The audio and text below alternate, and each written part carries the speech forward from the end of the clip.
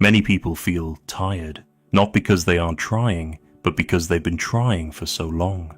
Books have been read, videos have been watched, intentions have been set again and again, and yet nothing truly seems to move. It can feel confusing, even discouraging. But in Buddhist wisdom, the problem is rarely a lack of effort. It is repetition at a deeper level. Suffering does not repeat because life refuses to change. It repeats because the mind keeps responding in the same way. If your life feels stuck, it may be because you keep returning to the same inner reactions without noticing them. When people think about habits, they usually think of visible behaviors: waking up late, scrolling too much, procrastinating, avoiding difficult conversations. But the most powerful habits are not visible at all. They happen inside the mind. In Buddhist teaching, the deepest habit is reaction, the automatic movement of the mind when something unpleasant appears. A situation arises, an emotion follows. The same response repeats. Someone criticizes you, and tension appears. Something doesn't go your way, and frustration rises. Uncertainty shows up, and fear takes over. The situation may change, but the inner response stays the same. And because the response stays the same, life begins to feel repetitive, even when circumstances look different. This is how suffering continues. The mind reacts before awareness has time to appear. By the time you realize what's happening, the reaction is already in motion. Words are spoken, decisions are made, emotions harden into identity. This is why effort alone does not free you. You don't live the same life again and again. You repeat the same responses until they are seen clearly, and what is seen can begin to loosen.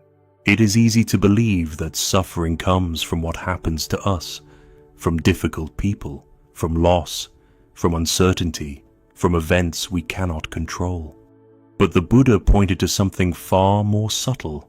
External events do not create suffering on their own. Suffering arises from how the mind meets experience. When something pleasant appears, the mind grasps. When something unpleasant appears, the mind resists. When something uncertain appears, the mind seeks control. This movement, grasping, resisting, avoiding, is reaction. And reaction turns a simple experience into a personal story. A moment becomes my problem. A feeling becomes who I am. This is how experience hardens into identity. An emotion arises, and instead of being observed, it is claimed. Anger becomes, I am angry. Fear becomes, I am weak. Disappointment becomes, I always fail. In Buddhist teaching, this is attachment at the level of feeling. The mind holds onto sensations and builds a self around them, and once identity forms, suffering deepens. The key insight is simple but profound. The moment reaction takes over, awareness disappears, and without awareness, the same suffering continues, quietly, repeatedly, unnoticed. When people begin to notice their reactions, they often try to fix them by thinking. They analyze, they reflect, they replay conversations, they search for explanations. But thinking happens after reaction has already begun. By the time analysis appears, the mind has already tightened. The body has already responded. The story is already forming. And thought, instead of freeing us, often becomes part of the pattern. This is the illusion of self-improvement. We believe that if we understand enough, explain enough, or think clearly enough, the reaction will stop. But the Buddha taught something very different. Awareness is not thought. Thought belongs to the reaction. Awareness stands before it. Freedom does not come from thinking about anger. It comes from seeing anger as it arises. Freedom does not come from explaining fear. It comes from noticing fear without becoming it. This is why insight cannot be forced through effort or analysis. Insight appears when awareness interrupts the automatic movement of the mind. You cannot think your way out of a pattern you are still reacting from. The moment you stop trying to fix the experience and begin to observe it directly, something changes. The reaction loses momentum. The mind softens. Space appears. And in that space, suffering begins to dissolve, not through effort, but through clarity. Many people misunderstand non-reaction. They believe it means pushing emotions away, pretending not to feel, or forcing calm when the mind is clearly unsettled. But that is not what the Buddha taught. Suppression stores tension. What is pushed down does not disappear. It waits. Non-reaction is something very different. It is allowing experience to arise without claiming it as me or mine.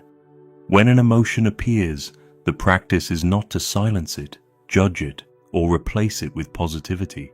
The practice is to stay present, to feel the sensation in the body, to notice its movement, to watch it change. Anger can be felt without becoming identity. Fear can be felt without becoming a story. Discomfort can be felt without becoming resistance. This is what it means to observe without grasping. In Buddhist practice, sensations are allowed to arise and pass naturally. When they are not fed by identification, they lose their intensity. They complete their cycle on their own. Non-reaction is not withdrawal from life. It is intimacy with experience without ownership. You are not denying what arises. You are simply no longer turning it into who you are. Non-reaction is presence without ownership, and presence is what dissolves suffering at its root. There is a small space that most people rarely notice. It exists between what happens and how the mind responds. A sound is heard, a comment is made, a thought appears, and then reaction. For most of us, this movement happens so quickly that the space disappears. Life feels automatic, predictable, compulsive. But in Buddhist practice, this space is everything. Freedom does not come from controlling life. It comes from noticing this moment. When awareness is present, the space between trigger and response widens, even slightly. And in that widening, choice becomes possible. A reaction seen clearly loses some of its force. An emotion observed begins to soften. A habit exposed starts to loosen. The Buddha taught that awareness dissolves compulsion, not by force, but by light. A wave, when seen as a wave, is allowed to rise and fall. A fire, when no longer fed, naturally goes out. In the same way, reactions lose power when they are no longer fueled by identification. You do not have to fight them, you only have to see them. This space is subtle, but it is where freedom begins. And the more often awareness returns here, the less control old patterns have over your life. Breaking old patterns does not require force, it requires attention. When something triggers you, the first step is simply to notice it. Not to judge it, not to fix it, just to recognize that something has been activated, a tone of voice, a memory, a thought.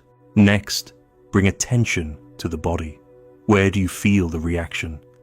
Tightness in the chest, heat in the face, a knot in the stomach. Stay with the physical sensation rather than the story in the mind. Then comes the most important part. Do not name the experience as me. Instead of I am angry, notice anger is present. Instead of I am anxious, notice anxiety is here. This small shift changes everything. Finally, stay. Do not rush to distract yourself. Do not try to calm it down. Let the sensation move, change, and pass on its own. Most reactions dissolve much faster when they are not resisted or claimed.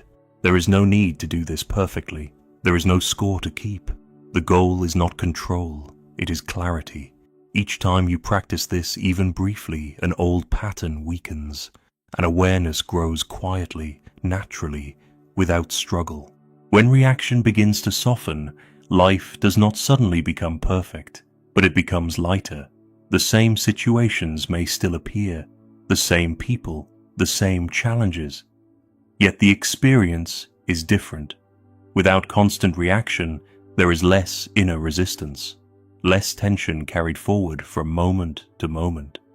Life no longer feels like something you must constantly manage or defend against.